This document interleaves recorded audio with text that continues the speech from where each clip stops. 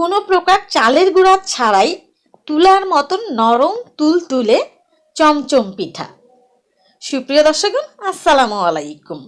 Shelley's kitchen বিডির দর্শকদের জন্য আজকে আরও একটি নতুন পিঠার রেসিপি নিয়ে চলে এলাম। রেসিপিটি যদি আপনাদের কাছে ভালো লাগে তাহলে একটু কষ্ট করে ফ্যামিলি ফ্রেন্ডসদের সাথে শেয়ার করে দিবেন।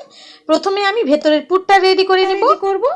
এখানে একেবারে ফ্রেশ কোরানো নারকেল নিয়েছি 1 কাপ, আর দিয়ে দিলাম হাফ কাপ খেজুরের গুড়। অবশ্যই খেজুরের গুড়টাই দেওয়ার চেষ্টা করবেন, আর মিষ্টিটা আপনারা আপনাদের পছন্দ মতো বাড়িয়ে কমিয়েও দিতে পারবেন। এখানে আমি কোনো প্রকার পানি ব্যবহার করছি না। আপনারা যদি চান এখানে সামান্য একটু পানি দিয়ে গুড়টা গলিয়ে নিতে পারেন। এই যে দেখুন, গুড়টা কিন্তু গলে গেছে। এবার এখানে দিয়ে দিব 3 টেবিল চামচ গুঁড়া দুধ। এই গুঁড়া দুধটা দিলে নারকেলের পুরটা খেতে বেশি মজা হয়। নারকেলের পুরটা রেডি হয়ে গেছে। এবার ঠান্ডা হওয়ার জন্য এক সাইডে রেখে দিব। এবার পিঠার খামিরটা রেডি করে নিব। দিয়ে দিলাম 1 কাপ পানি, আর দিয়ে দেবো হাফ চা চামচ লবণ। অপেক্ষা করব পানিটা গরম না হওয়া পর্যন্ত। এই পিঠার খামিরটা তৈরি করার জন্য পানিটা খুব বেশি ফোটাতে হবে না, অল্প একটু গরম হলেই দিয়ে দিলাম হাফ কাপ সুজি। সুজি দিয়েই এই পিঠাটা তৈরি করা হবে।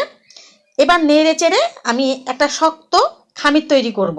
এই পিঠার খামিরটা অবশ্যই শক্ত করতে হবে। আর সুজিটা যখন দিবেন তখন কিন্তু চুলার আঁচটা লো রাখবেন, তাহলে সুজিটা দেওয়ার সাথে সাথে আর দলা পেকে যাবে না। এই যে দেখুন, খামিরটা কিন্তু বেশ শক্ত করেছি। অবশ্যই আপনারাও শক্ত করে নামাবেন। এবার খামিরটা আমি ঠান্ডা করে নেব। পুরোপুরি ঠান্ডা করার পরে আমি পরবর্তী স্টেপে চলে যাব। খামিরটা খুব সুন্দরভাবে ঠান্ডা হয়ে গেছে। এবার একটু ময়ান দিয়ে নিব। এটা খুব বেশি ময়ান দিতে হবে না। চালের গুঁড়ার খামির হলে যেমন খুব বেশি একটু ময়ান দিয়ে মসৃণ করতে হয়, এটা অল্প একটু ময়ান দিলেই মসৃণ হয়ে যাবে। সামান্য একটু ঘি নিয়ে নিলাম। এটা একটু হাতে দিয়ে তারপরে পিঠাটা তৈরি করব। আপনারা চাইলে এখানে তেল ব্যবহার করতে পারেন। চমচমগুলো যত বড় করবেন সে অনুপাতে আপনারা খামিরটা নেবেন। ছোট বড় এটা আপনাদের পছন্দ মতন। আমি এক টুকরো খামির নিয়ে তারপর একটু চ্যাপটা করে নিচ্ছি। আপনারা দেখে বুঝে নেন আমি কাজটা কিভাবে করছি। অনেকেই মনে করেন চালের গুঁড়া ছাড়া পিঠা তৈরি করা যায় না। বিশ্বাস করেন, আমি অনেকবার সুজি দিয়ে নানান রকমের পিঠা তৈরি করেছি। মাশাআল্লাহ, সুজির পিঠা খেতেও অনেক মজা হয়। এবার মাঝখানে আমি একটু নারকেলের পুর দিয়ে দিচ্ছি। পুরটা একটু বেশি করে দিবেন, একটু চেপে চেপে দিবেন।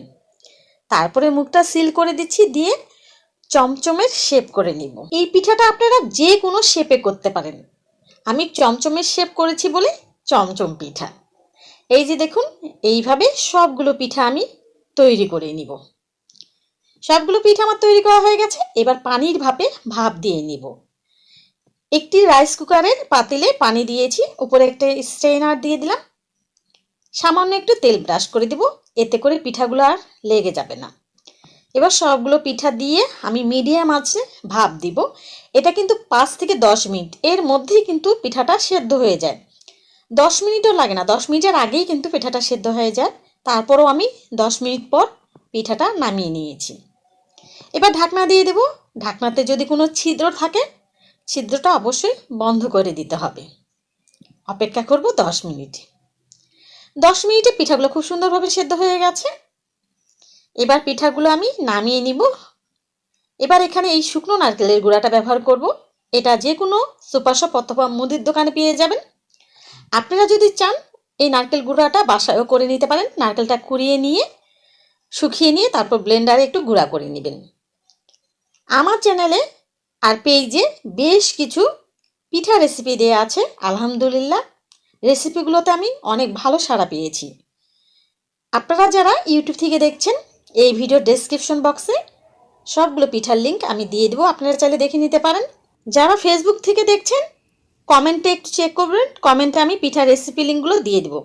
এই পিঠার উপরে যখন এই শুকনো নারকেলের গুঁড়াটা লাগাবেন তখন কিন্তু পিঠার উপরের অংশ একটু ভেজা ভেজা থাকতে হবে। যদি শুকিয়ে যায় তাহলে কিন্তু নারকেল গুঁড়াটা লাগতে চাইবে না। সেক্ষেত্রে আপনারা একটু পানি দিয়ে বা উপরে একটু ঘি দিয়ে ভিজিয়ে নিতে পারেন। এই যে দেখুন, সবগুলো পিঠা আমার তৈরি হয়ে গেছে। একটা পিঠা ভেঙে দেখালাম। মাশাআল্লাহ, দেখতে যেমন সুন্দর হয়েছে খেতেও অনেক মজা হয়েছে।